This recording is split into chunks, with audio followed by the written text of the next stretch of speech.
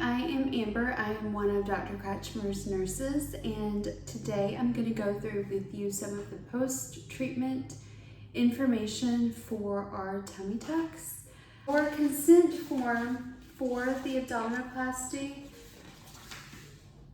usually the pain after a tummy tuck though is, with a tummy tuck, you're going in and closing this muscle separation. So your abdominal muscles, he's going in and bringing this back together. If there's a hernia in there, we will fix it. But we're just really tightening that. So when you are feeling all of your pain and your tightness out after surgery, that's usually what you're feeling. You're feeling that muscle tightness. It feels like you did 1,000 crunches and you just can't let that last one go. That's what it felt like for me.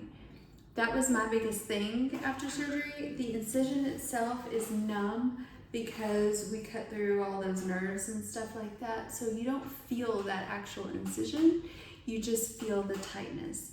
So because you're so tight, it's very hard to use those abdominal muscles to get up and stuff, and you have the tendency to want to kind of walk hunched over. We have patients that come in using walkers and things like that. And usually if Dr. Kratschmer sees you coming in with a walker, he's going to tell you to get rid of it, because the longer you are dependent on being hunched over, the longer it's going to take you to stand up straight. So he really likes for you to, start trying to pick yourself back up, because really for the most part, most people are standing straight up within like the first week. Okay, so you can go through this consent form. We usually have you initial at the bottom of every corner and sign. There is a thing in here about smoking. Smoking is a big deal when it comes to the tummy tucks. So it impacts some surgeries, I feel like, more than others, and tummy tuck is one that it does impact because we need the blood flow, because when he's making that long incision, cutting through all those blood vessels, he's cauterizing them, so we're cutting them off, and we need them to connect back along that incision line.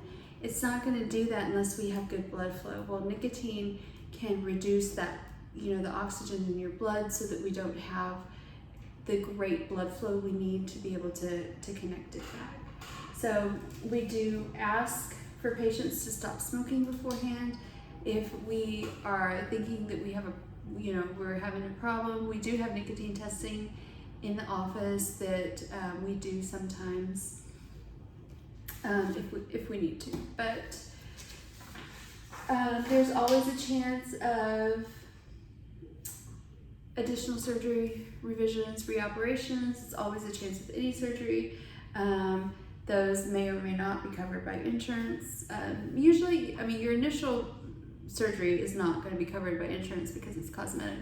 But if you have a real complication that's medical related, if you have a blood clot, your insurance is going to pay for that because that's a medical reason. It doesn't matter that it's, covered, it doesn't matter that it was a cosmetic reason.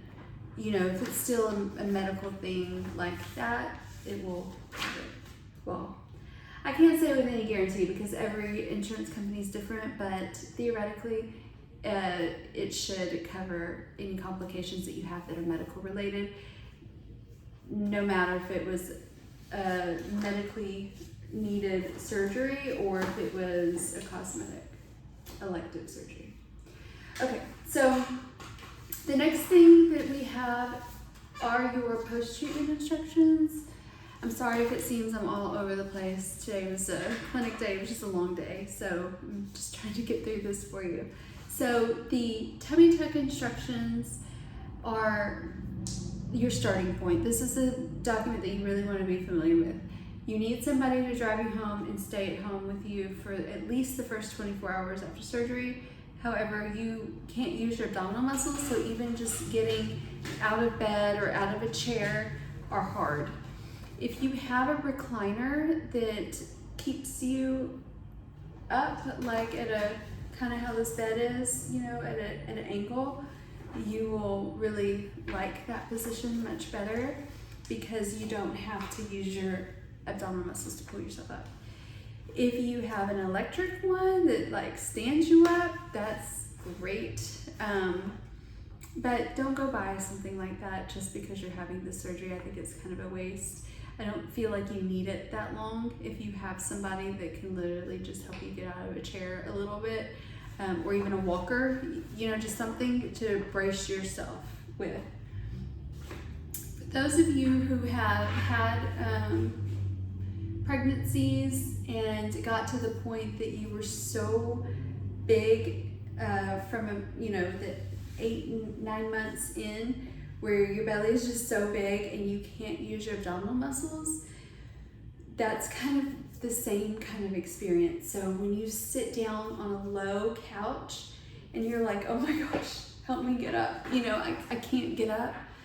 That's kind of how it is with the tummy tuck. So myself and most patients that I ask prefer higher furniture. So if you're gonna go home and lay on a couch versus laying in your bed, if your bed is higher than your couch, you're probably going to prefer the bed.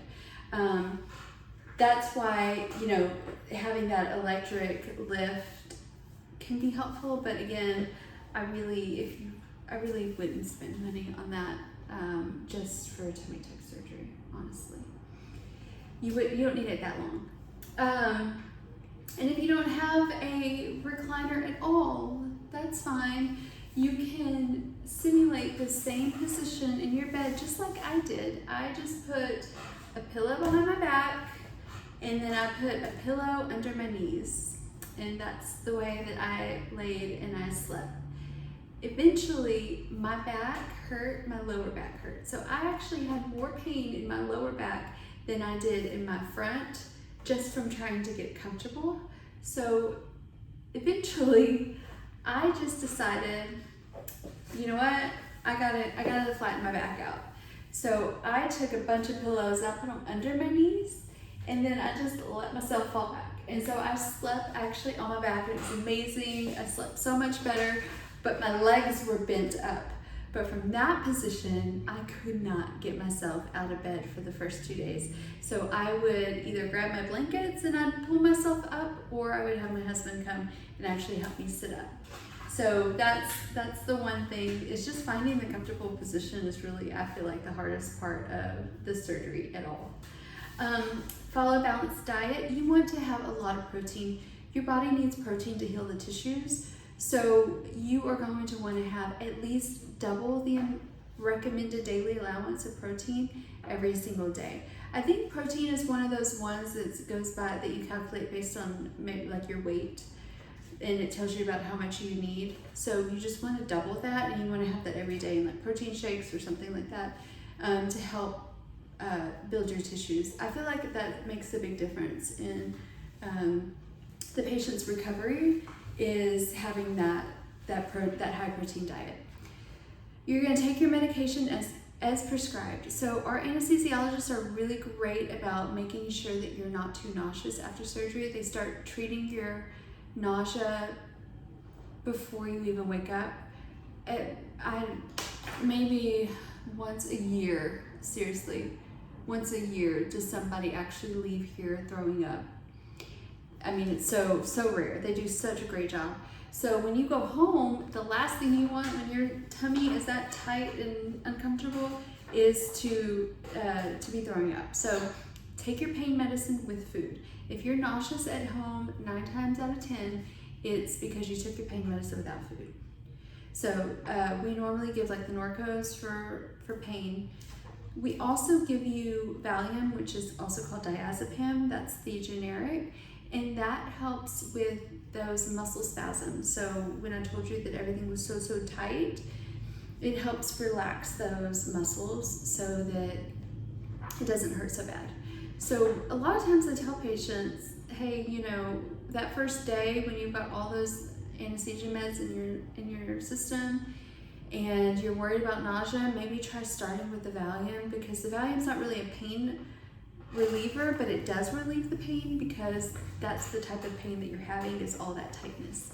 So at least until your stomach gets settled a little bit, when you go home, your meals are not restricted, but you're gonna wanna start light. So just start with soup, jello, crackers, smoothie, protein shake, and then once you're able to kind of keep that stuff down, just, you know, until you get back up to normal foods. Do not leave here and go to Whataburger on the way home. It's right by the office, but don't even think about it.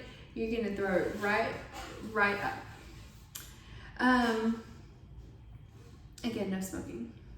Activities. So we are going to restrict you to lifting no more than 5 pounds for the first, I mean, really it should be like 6 weeks. It's nothing heavier than a gallon of milk for like 6 weeks. We will release you back to work to light duty as tolerated. So you can go back to work if you have a job that you're sitting at your desk or you're not doing anything strenuous, but you can't resume activities until like, you know, strenuous activity, a lot of lifting until after the 6-week mark. Even though we have these restrictions, if we are filling out FMLA forms for you, I usually just put surgery and I put your restrictions, but as far as like a period of incapacity, that's really just kind of while you're here in surgery is really kind of when you're really out of it. Once you leave here, you can walk, you can sit, you can do all of these things, you can eat. You can't drive for a couple days, but you're not really incapacitated because you can still kind of get around. But you will go to light duty when, you know, as tolerated. Okay, so let's talk about your incisions, because these are always the questions that I get. So you're gonna go home with this abdominal binder. This abdominal binder is just a white piece of fabric that goes around your middle. And this is not a compression garment. This is not a faja. This is not to be tight. It doesn't even have bones in it. We get the ones without the bones because we don't want that. We don't want that. So do not trade it out for a faja. This is what we want you in until Dr. Kratschmer sees you again. So the binder goes here, and then once they put the binder on you, they will draw with a Sharpie where we've closed this. So what that means is when you're changing out all your bandages, you can go looser if you want, but you can't go any tighter. We don't want this thing super tight. The reason for that is because your blood supply to this incision is coming from up here. And we cut, like I mentioned earlier, we cut this blood supply. So we need these vessels down here to connect to these ones up here. So imagine if we put this big old, oh, there's the line, it looks like that. So imagine if we put an elastic band around your waist and squeezed that and cut off that blood supply. We would be cutting off the blood supply to your incision. So we need unrestricted up here all the way down so that these can connect. If we cut off that blood supply, all of a sudden, the top part of this, skin dies. Skin and tissue starts dying. So this is what you're gonna keep while you have your drain tube. After your drain tube comes out, you can switch to,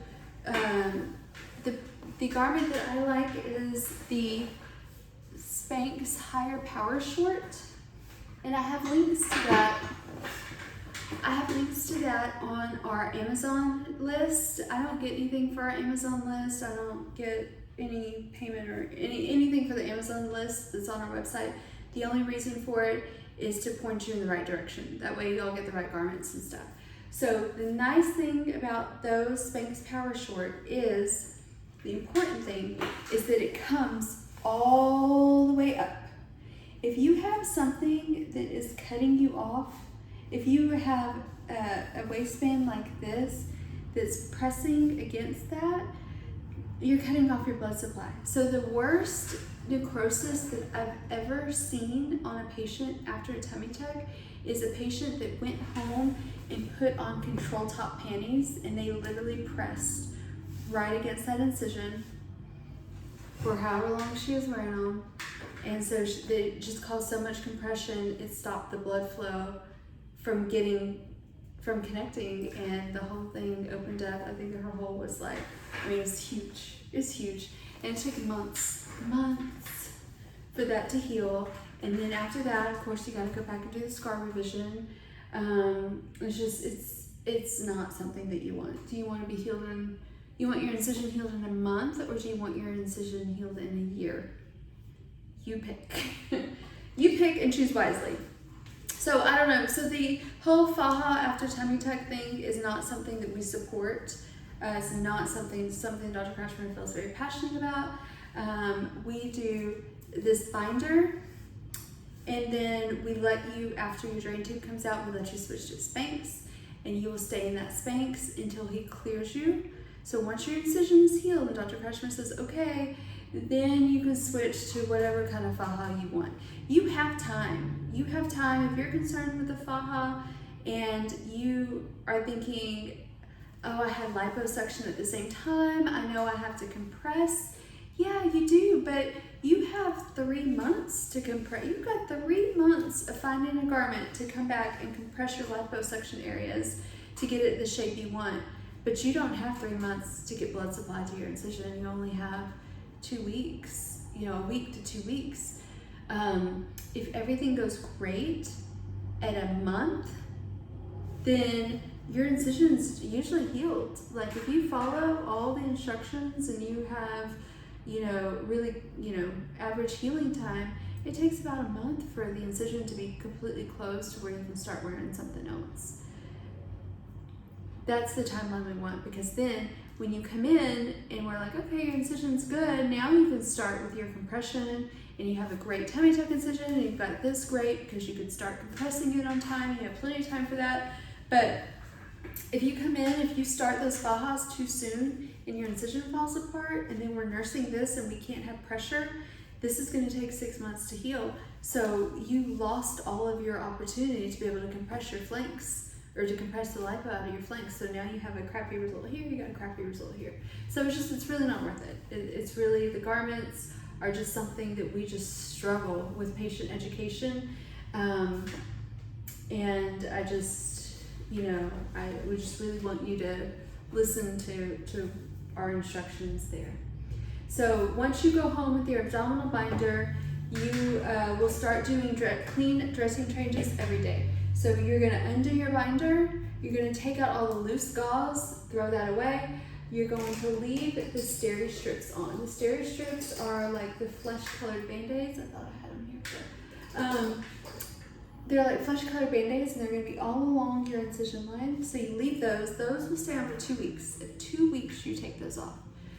So the steri strips you leave on, then you can come back in, and what you want to do is you want to stuff the belly button a little bit, not stuff it. We're not trying to shape it. We're not putting pennies in there. We're not putting silicone plugs or, what are those ones that the ear, I cannot even think, don't stick anything in your belly button, except we want the gauze. So you have a little bit of an incision around the outside that's going to drain fluid. So we want to keep it dry, and the reason we want to keep it dry is because if it stays wet, you're going to get a rash, and that's going to be uncomfortable.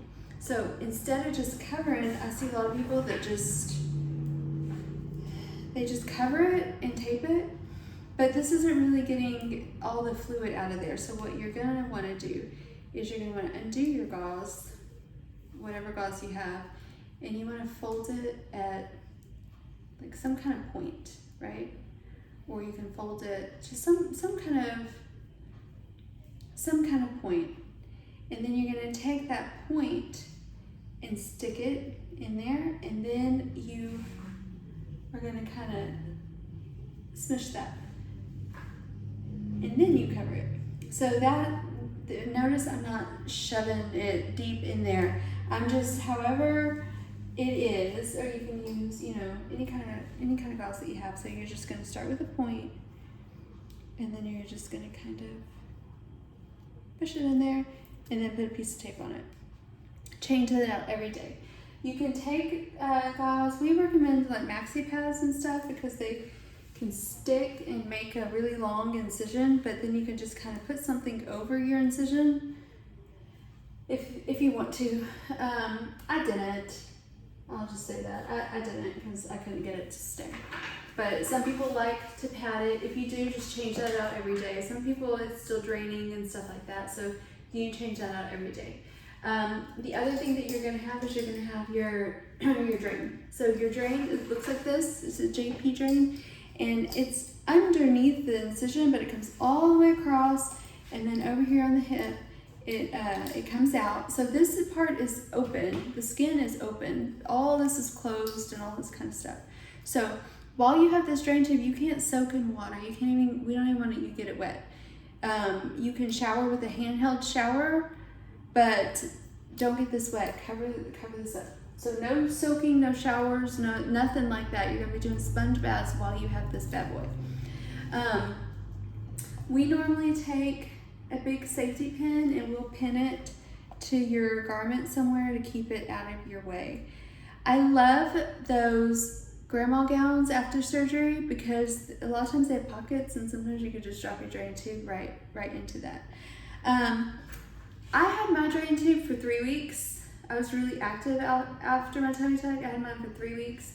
So I had mine like just, you know, kind of hidden because I went back to work. And I do have patients that go back to work with their drain tubes, you know, quite a bit. So, but what we're gonna do is you're gonna notice that it's gonna be closed. Well, it'll be closed like this.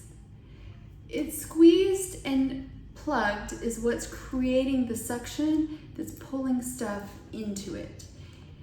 You're gonna look at it at any point, you wanna empty it, and you're gonna say, okay, I'm gonna empty it. So you're gonna take and open it up. I don't have it here, but normally we give you like one of those little specimen cups, like one of those like pea cups. And we give you that to take home with you. You can use any measuring cup, anything. You can get the small ones at the dollar store, the plastic ones at the dollar store too. So you just pour it in there, and then you read it and say it's 20 cc's. So 20 cc's. cc's are the same thing as milliliters. So if you get one from like your kitchen or the dollar store, it's going to be in milliliters. So cc's are the same as milliliters. This is your drain tube. We give you a full like color thing on your drain tube. So now we're gonna pour it in the cup and we're gonna see what it is, and then we're gonna document. You don't have to worry about this sheet where it says drain 1, drain 2, drain 3.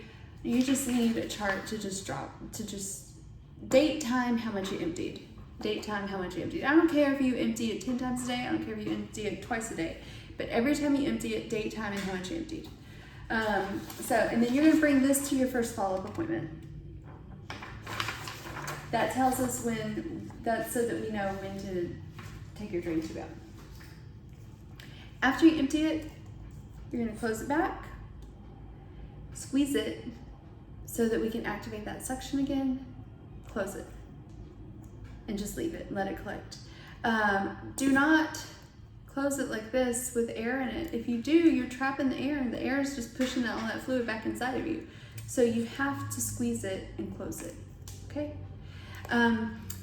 People call me on the weekends and they're like, oh, my drain tube's clogged.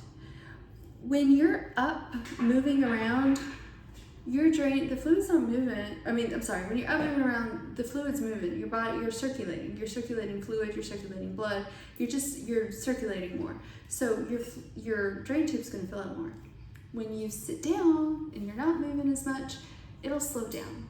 So I get people that call and they're like, oh my gosh, I think something's wrong with my drain tube. It's been draining all day, and then I've been sitting here and it hasn't drained anything for 2 hours. Well, yeah, because you said it. So what you can do is every day you can do what we call milking the drain, which basically I'm just grabbing it. Make sure your hands are clean. Wash your hands before you do this. Okay, so you're gonna just hold it, and then this is called like milking the tube. You can kind of hear it. You hear like the suction, how how it's just going to kind of push it through there. And that's all you have to do, is just kind of playing with the suction a little bit to get it to just move along. If it goes like a whole like 12 hours, it just suddenly stops, let us know. But what you'll see is over time that you have it, it's going to start off brighter red, and then it's going to slowly start to go like this kind of yellowy red, brown kind of. The closer it gets to like a yellow color, it's getting ready to come out. Once it's 30 cc's, which is about here, you're charting it. So 30 cc's for the whole day. So 10, 10, 10, that's 30. 15, 15, that's 30. 30 once a day, that's 30. 15, 15, 15, or 30, 30, that's more than 30 in a day. Not 30 every time you empty it, but 30 in a whole day. For 24 hours for at least 2 days in a row. Then we can take your drain tube out. If you are doing more than that, and we take the drain tube out, then you run the risk of us having to put you back to sleep to put it back in. Otherwise, you can develop a seroma, and those are additional surgical fees that nobody wants. So, it's better to have your drain too long than it is not long enough, for sure. Okay, so where this drain comes out and we've got it pinned, just be careful, because notice I have this little loop. I can't tell you how many times people have walked by a doorknob and it's pulled, and then they call me and they're like, oh my gosh, I pulled my drain tube, what do I need to do? What I tell them is, make sure you keep it out of their way.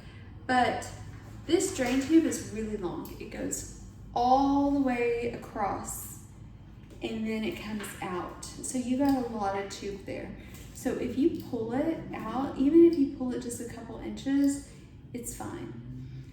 If you pull it out until you see the white, it's a thick white piece. I mean, you gotta pull like this, a lot, like several inches out till you see some black dots or a white thing, then we may have to take it out. But if you catch it on a doorknob and you only pull it out a little bit, then please be careful. I had a patient one time that she pulled her drain tube and tried to put it back. She tried to put it back in, and she actually got a really bad infection. She ended up having to go to the hospital. She almost had sepsis. Do not try and put it back in. It being out in the environment, collecting bacteria, and then you take it and stick it back inside of there, is pushing all that bacteria back inside. We don't want that. That's why I say you don't really need to handle your drain tube right here. You can keep it covered with a piece of gauze. We don't want any water in there, because water can obviously push bacteria in there. Wash your hands, and then when you handle it, you're handling it down here away from your body. You want to watch this spot for signs of infection, so redness, swelling. I'd say drainage, but drainage, when your body's draining fluid, it comes out the path of least resistance. So it'll leak out through your belly button, it'll leak out through your drain tube, and sometimes it'll even leak out through the drain tube hole. If you do liposuction on your flanks, where we got all of that fluid coming, you pretty much guaranteed to have, it's gonna be messed that first day. It's gonna be leaking out of everything, and that's okay. But what I'm looking for in signs of drainage with the pus is something that smells, or something that's thick, like the consistency of toothpaste. That's what we want to be. That's what we want to watch out for. Okay, so back to your post-op instructions. I'm still trying to get through that for you. So walking and lifting, we went through that. Showering, you can shower 48 hours after the removal of all drain tubes. 48 hours is okay. 24 hours is okay. I mean, the whole closes pretty fast. Avoid sun exposure. on your incisions because the sun can really, really make you scar. You're not going to want to use anything on your incision for scarring until the skin is actually closed. People are so concerned about the scar immediately after their surgery. I'm not concerned about the scar immediately after surgery. I'm concerned about your incision healing with no problems.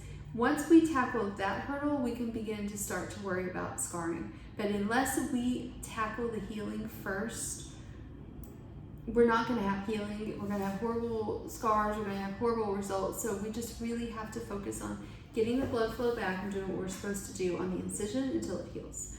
So about a month is about the time you're going to be looking at starting your scar therapy regimen. We recommend anything that's 100% pure silicone. We don't know why silicone heals scars, but it does. It's just been shown to do that. We don't know why. It is what it is. A lot of people use the silicone strips. That's great. We have the silicone cream because our incisions are all over the place, and I like the flexibility of the cream because you can use it on anything.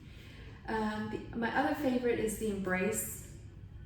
The Embrace is a silicone strip, but it's wide and you apply it in a way that you're kind of taking tension off of the incision, so you kind of lean and it closes tight and then it releases. It's like this whole little system of applying it. That's the gold standard, I feel like, in scar therapy. Scar prevention is the Embrace, EMBRACE. We sell them in our office. You can get them online. They are a little bit expensive, but you only have one opportunity to prevent this scar. If you don't like your scar, yeah, we can revise it later. But if you can prevent it, that's even better. But again, it's important. We have to wait until your incision is actually healed before we start doing any of that kind of stuff, or we're going to risk delaying our healing. While your incision is healing, do not use any Neosporin. Neosporin can barely heal a bug bite. It is not made for surgical incisions. No Mucuna honey or whatever that stuff is, no triple antibiotic. Don't clean it out with alcohol or peroxide. Let your body do its thing. We're doing clean, dry dressing changes every day. Once the steri strips come off, we're still doing clean, dry dressing changes. Sometimes if you have those little spots that open up, we're still doing clean, dry dressing changes. We're just going to stuff them. We would give you individual instructions for if that were to happen. And we want to stay with clean, dry dressing changes daily unless Dr. Kratschmer says, oh yeah, you can, put this triple antibiotic on that spot or whatever. The reason for that is because when you're applying so much antibacterial creams, they kill all the bacteria in the area, and you're thinking, oh great, that's fantastic, I'm going to kill all the bacteria and my incision is going to heal, I'm not going to have an infection. Well, when you do that over and over and over again, you're not only killing the bad bacteria, but you're also killing the good bacteria that help keep your normal flora normal. When you do that, when you kill the good bacteria, then you allow fungus to grow. Fungus will flourish until you have this red, itchy, flaky rash all over the incision line. And that is not fun because you definitely don't want to be scratching your incision. We can tell when people send us those photos, we can tell that he can always tell that somebody's using something or some kind of ointment gave them a fungal infection. At that point, we got to switch them to A&D ointment. But again, that's just super uncomfortable. So clean, dry dressing changes. No reason to introduce anything else. We're gonna let your body heal, and if we need to add anything, then we will advise you at that point for your specific reason. Your incision is going to be numb for like a year. You're not going to have the feeling back. It takes about a year for the nerves to regrow. At a year, whatever's left that's numb is probably going to stay numb. It's usually the little areas that are like kind of under your belly button, maybe the top of your incision, or kind of your numb areas. We see you at a week, a month, 3 months, 6 months for your follow-up. You can go back to that video about the post-treatment care plan.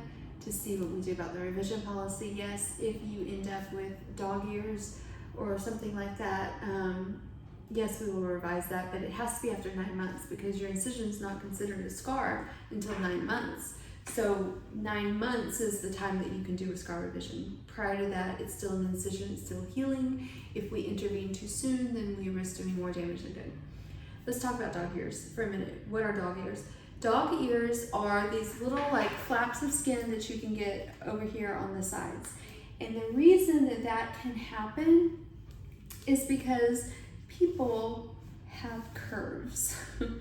So when he's cutting out the skin that he's going to, remove, if you notice, it's hip bone to hip bone. So we follow your normal, wherever your normal kind of crease is, we follow that, or your panty line, wear your panties to surgery so we can mark this line and make sure that it's low enough. If you have a C-section, it's usually a little bit above the C-section scar, but below, it should be above your C-section scar, but below your natural panty lines, usually, or we follow your normal crease. But we like you to wear your panties so that we can mark you for surgery. So it goes from here across, and then here across. So we're taking these two pieces of skin, and you're not straight, right? So if you're trying to, I don't know if I can demonstrate this well, but if you're trying to take out something that's curved, that's not gonna work. When you bring these together, because we're not a straight piece of paper, when we bring these together, you're gonna have a little bit of extra skin here. You're gonna have a little bit of extra skin. Well, when he sutures, he will try and accommodate that extra skin. Sometimes you see it kind of ripply. We try and bring in that extra skin. We try to work it into the incision. And even though it's ripply, your body figures that out and it'll leave it smooth. But sometimes on the corners, it can't quite figure out how to bring that in. So if that happens, it happens sometimes. If it happens, we'll fix it. As long as you come to your follow-up appointments and as long as you're 9 months out from surgery, we'll fix that. But it's just a matter of the redundant skin because we're trying to bring these two pieces together, and humans aren't straight pieces of paper. I really someday want to demonstrate that, maybe with like Play-Doh or something, so people can understand how those dog ears develop. Because once you see it, you're like, oh, I get it. So don't worry about those. If you have it, don't worry about it. We'll address it when it's time. If you have lines, if you have ripples, again, we got to get through that period. I had actually kind of a deep crease, and I thought for sure that my body was never going to be able to do anything with it, and it did. It went away. It took a few months, but it did go away.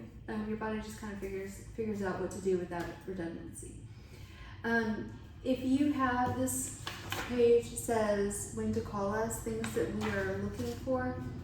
If you have fever of over 100.5, let us know. It's normal to run like 99, 100. That goes back to the previous video where I said if you were running like you know what? No, you don't have that one. That's on my breast video. If you're running like 99, 100, it means you're not taking enough deep breaths. You don't have enough oxygen going. If that happens, if you start to feel warm, kind of feverish, first focus on your breathing. Take deep breaths. People tend to associate fever with infection. So when they call frantic, oh my gosh, I'm running fever, I must have an infection, and it's a day or two after surgery, it's very difficult to have an infection that close out after surgery because number one, we gave you antibiotics in your IV. Number two, you're taking an antibiotic. And number three, it takes a little longer for bacteria to even grow. So even if you were introduced with an infection, I don't even know there's enough time for it to replicate that quickly. So small fevers after surgery, we're not really our minds aren't going the infection route, our minds are going, she needs to start breathing more, or he needs to start breathing more so that we don't develop a pneumonia. If you're not breathing it enough, then we're thinking you're not walking enough, and now you're at risk for pneumonia and blood clots. So when you feel that way, you start to feel hot and feverish, you need to act on it. You need to get up, stand up. If you can walk, walk. If you can't, you need to focus on deep breathing. You need to make sure that you're moving your legs and things like that. If it's above that, right after surgery, I mean, it could be so many things. It could be viral infection because your immunity is low, so it allows you to, catch stuff. It could be a variety of things that we want to kind of explore further. So if it's above 100.5, please call us. Tell the answering service it's urgent, so they put you through to my cell phone, and we can, ask more questions, see if we can figure out what's going on. If it's less than that, focus on your breathing and see if it's better first. Of course, any kind of drainage that is thick or smelly, the consistency of like toothpaste or lotion, that kind of thickness, the drainage from your drain tube will kind of change colors. It'll be kind of red and kind of watery, and then it'll get darker, and then it'll turn kind of yellow. That's okay, but what we're concerned about is the stuff that's thick. If the incision opens, you may see something that looks kind of thick and yellow, and that though is usually the fat. Your fat's yellow. So if you start to see that in an opening, you can take a picture of it and get that to us so that we can take a look at your incision and see what we need to do. More than often, it's going to be, we're going to take and form a point out of that gauze. This is rough gauze, and this is really great at like debriding your, so we can have those little openings when we lose blood supply. So when we're taking this rough gauze and we're just packing it every day and we're taking it out, this roughness is grabbing tissue and stuff with it and kind of cleaning it out.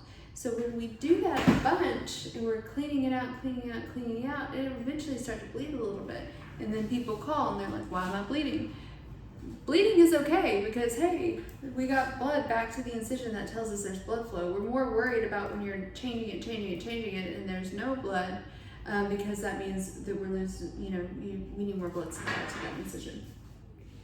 Not to sound mean or any kind of way, but if you have a thicker fat layer going in, you have a way higher chance of having those little kinds of openings. And that's because fat is like jello. It's the consistency of jello in your body. And when you look at it, there's not very many blood vessels that go through it.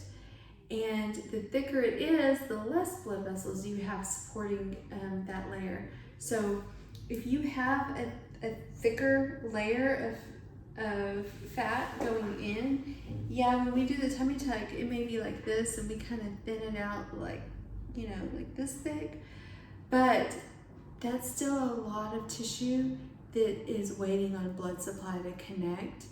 And so you just have a way higher chance of losing some of that fat, losing blood supply, and that fat will die.